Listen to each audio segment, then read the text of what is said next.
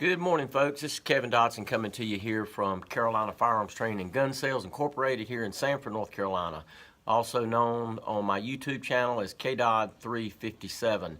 This is segment 2 of concealed carry in North Carolina, and this morning what I want to talk about is I want to talk about the 4 elements that must be met before deadly force is authorized in the state of North Carolina, and I'll refer to our lesson plan book. There's 4 elements that must be met before deadly force is authorized in the state of North Carolina. And one of them, right here, it's going to be on page 7 in the book, is that a citizen actually believes that deadly force is necessary to prevent an imminent threat of death, great bodily harm, or sexual assault to their person. Now, let's define that word imminent there, an imminent threat. So what does that mean to you, an imminent threat of death, great bodily harm, or sexual assault? Well, in my classes, I always say, hey, as we say down here in the South, and you say it every day if you live down this way, is that it's fixing to happen. If I say I'm fixing to whoop your tail, I'm fixing to do this or do that, that means it's imminent. It's about to happen, right? So down here in the South, we all know what fixing to means.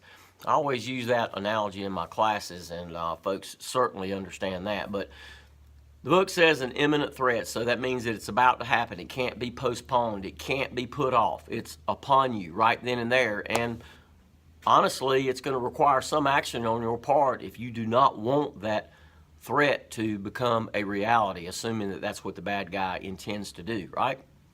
So, but let me point something else out to you to prevent an imminent threat of death, serious bodily harm, or sexual assault. Okay, listen. I don't know what it is out there. I get sick and tired of hearing it, of folks saying, we've heard it all across this country, that you cannot shoot an unarmed attacker. That is completely baloney. That's bull, okay?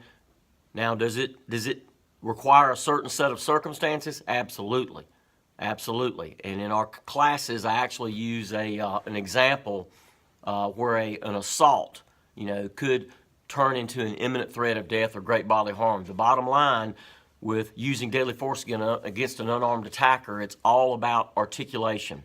It's all about articulation. And I'll get to that. I'll dissect that more in another segment. But you most certainly can use deadly force against an unarmed attacker, but it requires more articulation, okay? In other words, if bad guy's approaching you and he looks scary, you cannot use deadly force because he looks scary, okay? That's not going to fly. It requires much more articulation, and we'll get into that later in probably segment 3, perhaps.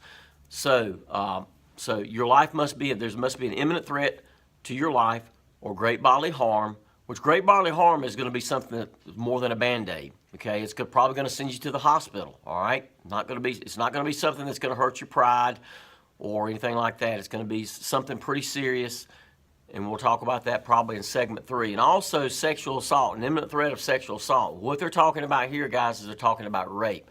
Rape is a violent crime, and many times it leads to death, okay? It's not talking about an unwanted grope or an unwanted touch where deadly force would not be authorized. It's talking about rape, okay? So you know what I'm talking about there. The second element that must be met is that, and I'll read it straight from the book, and then we'll talk about it, that the facts and circumstances prompting that belief would cause a person of ordinary firmness, that's the key word there, to believe that deadly force is necessary to prevent an imminent threat of death, great bodily harm, or sexual assault. Okay, person of ordinary firmness. What kind of people are people of ordinary firmness? Okay, they're regular people, just like you and me, okay? Well, there may be some of you out there watching this video. You may not be a person of ordinary firmness, but they're reasonable thinking people, okay? If I were to be charged with a crime, that's exactly what I would want in the jury box. I would want 12 people of ordinary firmness. I wouldn't want anybody to the extreme, to the right or to the left, straight down the middle.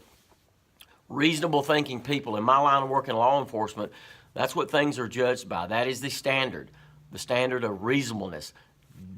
When this person acted, does it sound reasonable that they did what they did? A lot of times folks will say, hey, Kevin, could I use deadly force in this situation? Could I use deadly force in that situation? And a lot of times I'll say, hey, you know what? You can probably answer that question yourself by simply saying this. Does it sound reasonable that I would use deadly force in this situation? Okay, if there's any kind of doubt at all in your mind, there's a good chance it's probably not okay, it's probably not authorized. But if it sounds reasonable, okay, then you're probably right, all right? So everything is judged by the standard of reasonableness. And then the third element that must be met is that, very simply, you are not the instigator or the aggressor. And I always tell my students, well, that's an easy one there to meet that element. You just don't go out there being the one that starts things, okay? You don't be the instigator and you don't be the aggressor. You know, just because you have a concealed carry permit, next time somebody cuts you off at a parking place somewhere, you know, you don't sort of show them, you know, that you're packing. That's not acting responsibly, right? Of course it's not. But there's folks out there that do that, okay? And they're carrying for all the wrong reasons, all right? We're talking about law-abiding citizens here that I believe, like I said, we've taught close to 10,000 students since March 2009, and I believe overwhelmingly most of our students are reasonable thinking people, and they're also responsible law-abiding citizens. And then the last element that must be met, you certainly don't want to be guilty of this, would be that, okay, deadly force is authorized in this situation, so now you're using deadly force, you're using your firearm to stop the bad guy, so now we don't want to be guilty of what the last element would be, guilty of using excessive force. In other words, more force than is needed. And I love this fourth element because I'll ask my class, give me an example of excessive force. And they'll say, some of them will say, well, emptying a magazine on a bad guy. No. You know, there's guns out there that hold 17 and 19 rounds in a magazine. Then you've got guns out there, a little Diamondback that I carry, that holds 6 rounds in the magazine. Well, 6 plus 1 if you count one in the chamber. All right? Your 5-shot revolvers only hold 5 rounds. Now, granted, if you have to do a magazine change or reload on a revolver in a situation, that's not good. Okay, remember I told you the rule of the 3 threes in a gunfight? 3 rounds, 3 seconds, 3 yards. It's all going to happen real quick, and it's going to be over with real quick. So once again, the need for training and to be proficient with your firearm so that when if you have to use it, you put rounds right here where they count, okay?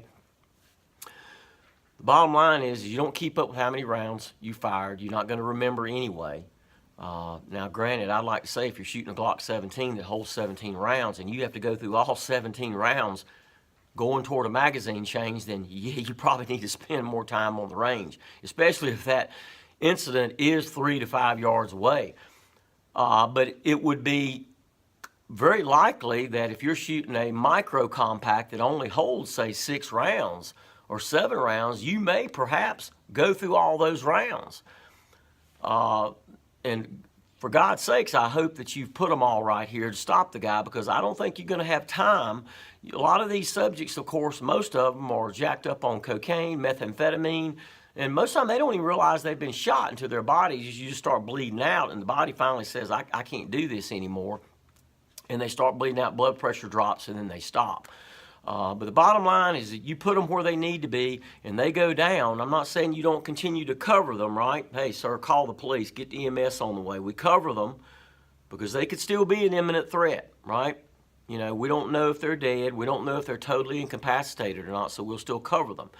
But the thing is, we don't turn it into a personal matter and say, you know what, you almost killed me or you almost killed my wife or my kids. I'm going to fix you. And, you know, dead people don't make good witnesses, and I'm going to put about 3 or 4 more in you for good measure. We don't do that. We don't want to take what would be a good shoot and turn it into murder. And the next thing you know, you end up going to prison for most or all of your life. So the bottom line is you use all of that force that you need to stop the threat, but no more than. Okay? No more than. You keep giving it to them as long as they're coming at you and as long as that threat is still there. But once the threat is no longer there, once it's not imminent, then all force stops at that point. All right, so that's your 4 elements that must be met in North Carolina before deadly force is authorized. We're going to kind of dissect this a little bit more, perhaps in segment 3. Until then, be safe out there. Once again, this is KDOD 357 coming to you from Carolina Firearms Training and Gun Sales Incorporated in Sanford, North Carolina. We're located at 1606 Westover Drive, Sanford, NC 27330. Our phone number is area code 919-708-5475, and our website address is carolinafirearmstraining.com. Concealed carry, just $49. www.carolinafirearmstraining.com. Till next time, be safe, guys.